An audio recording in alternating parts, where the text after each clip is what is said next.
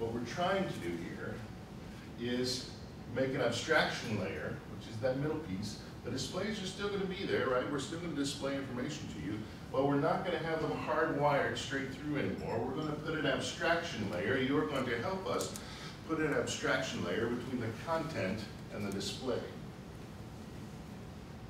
And that abstraction layer, got but one of these is a pointer. Oop, I guess not. The top. That's all right, I've gone ahead now. So, one of the, where is the thing? One of the squares, one of the sources, let's say that little yellow source there, whoops, I'm supposed to be talking in the microphone. That little yellow box there is our FIDS information, our flight information.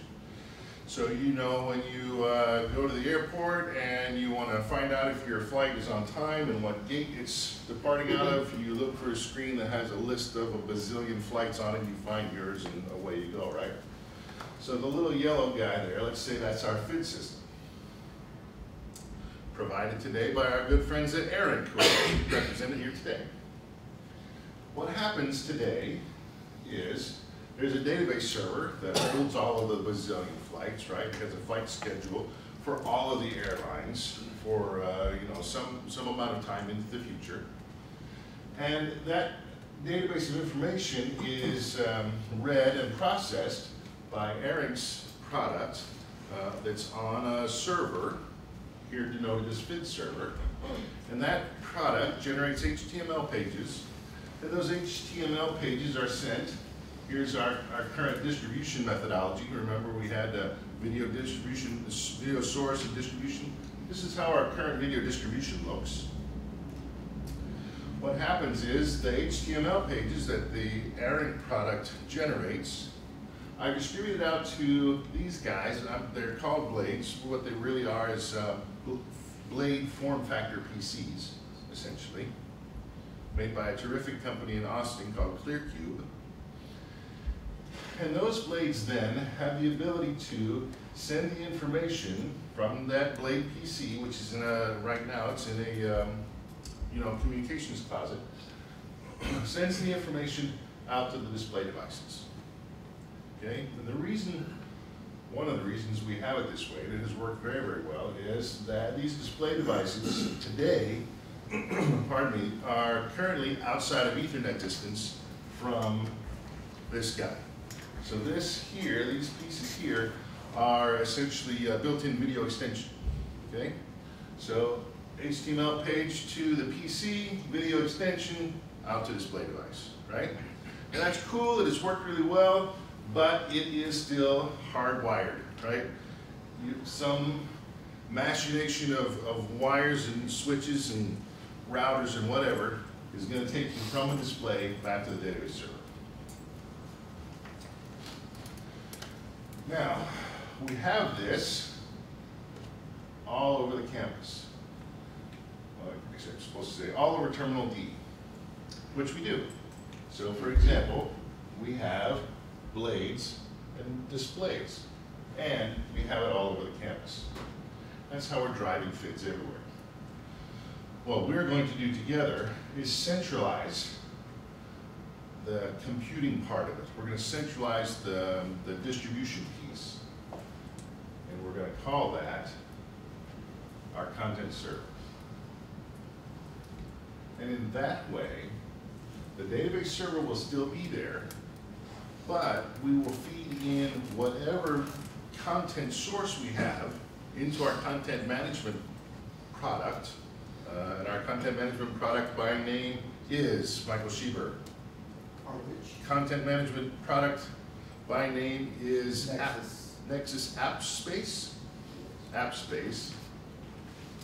So we'll feed all of our video content, video generation things, whatever they may be, right? It may be a live streaming video, it may be HTML pages, it may be an ad for Coca-Cola, whatever, right?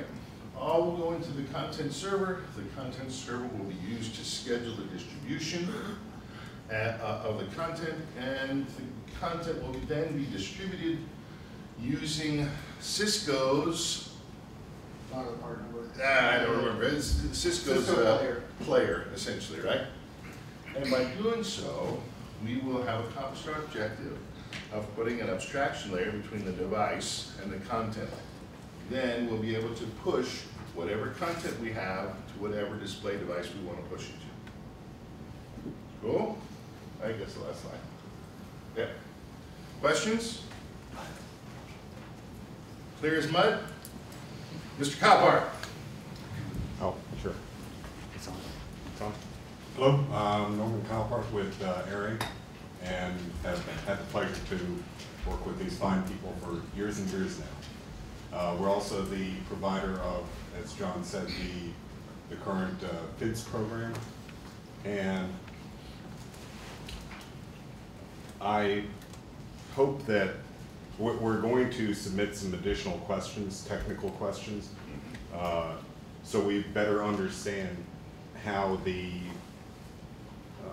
present FIDS data that we're pushing down to the monitors, what format that is to be delivered to the new content server, what changes need to be made at the current locations of the FIDS as far as the clients that are running the monitors, The blades. and also the impact of responsibilities for delivery of that content, and what at least on the higher level that I'm not sure of is right now the FIDS system obviously is responsible for roll-on, roll-off flights, things of that nature.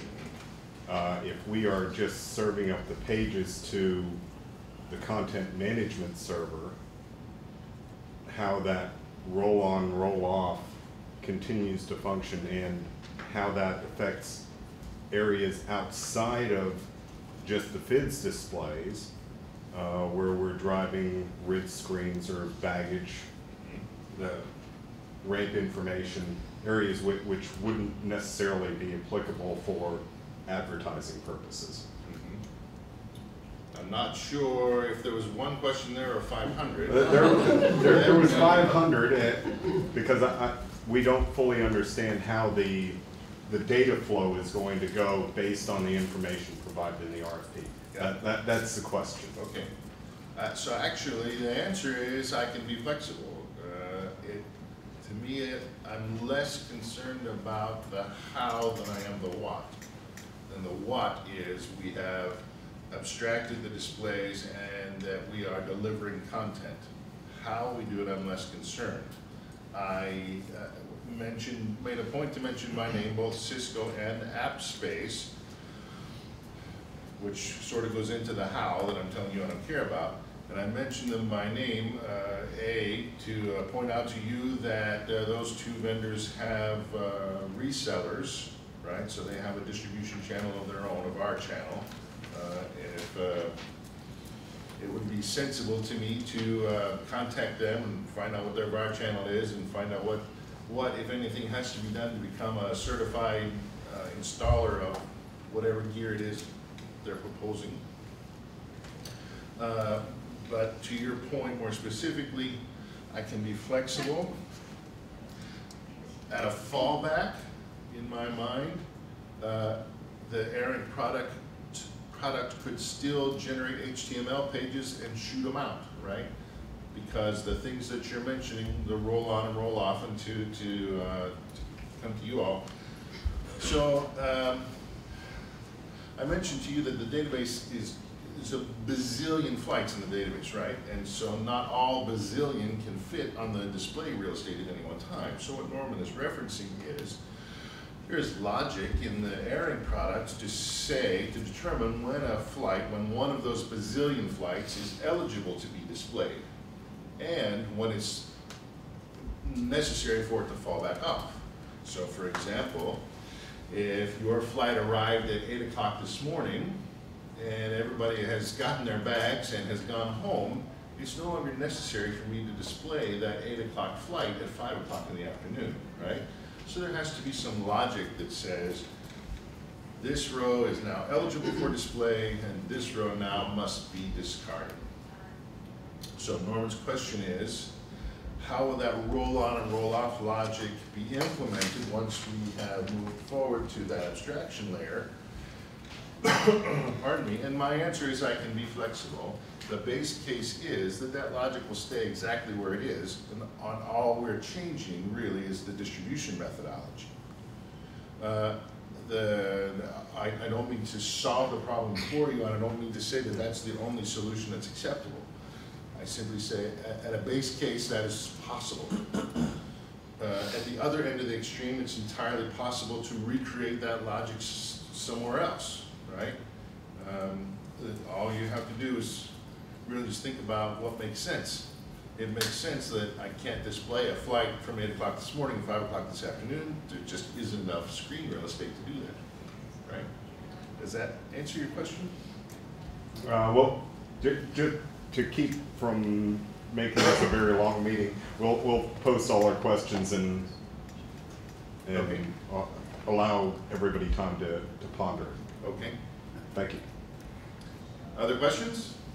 Sir. The RFP references Cisco pretty much throughout. Is that something that DFW is convinced of using? Because in other areas of the RFP it suggests alternates. So I'm trying to get a feel of what really what the position is. The question is, we have specified, I specified standing here right now, and in the RFP we have specified Cisco as the distribution methodology. Are we married to Cisco, or are other options acceptable? I have to be careful here because I don't know what the legally allowable answer is. I'm looking to my dear friend Miriam, who is behind you there, because she's from procurement, and she is going to give me the high sign when I start to veer off base. You know, she's gonna like give me a steel third sign, right? Yes. It is a pass-fail. Okay. It is a pass-fail. A yes, no. Thank you. Other questions? That means it's a litmus test. It's a So Nexus, for example, that's allowed. specified. Yes. Other questions? Okey doke. So just to validate, Oh, if, or restate, if it states yeah, the app space is required, yeah. Oh, then that is absolutely required. There are no other alternatives that will be considered, even if they're equivalent. that is correct. Okay.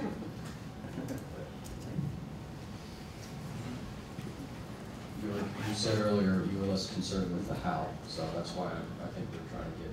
Yeah, yeah. Well, and I said I'm specifying these two, and that is going into the how. Okay.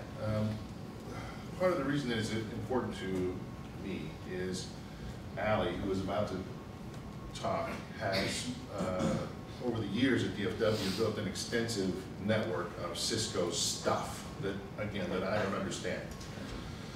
And if I start throwing in 3Com stuff now, he's going to flatten my tires in the parking lot, right? So yeah, essentially DFW has a very, very extensive Cisco network, and I can't start mixing apples and oranges. If Allie wants to do that, and he wants to maintain the apples and the oranges, that's his deal. But until he says so, I have to say, cool. Any other questions? Yes, sir. Oh, one moment, please. So you mentioned the monitors currently today are beyond Ethernet distance. In the new network, is that the infrastructure you're providing that they will be within the distance? From your lips to God's ears. Okay. It is the intention, and in fact, we are this very moment building comm rooms throughout the entire campus, throughout the terminals, so that you can't be anywhere in the terminals and be outside of Ethernet distance. Good question. Okay, thank you. All right. Thanks, John. All right. My name is Alan Imati. I'm the telecommunication for the airport. I've been here about 10 years. Show of hand, how many of you guys have seen this before? The last presentation we were in here. Not that many. There's some kind of place. Okay.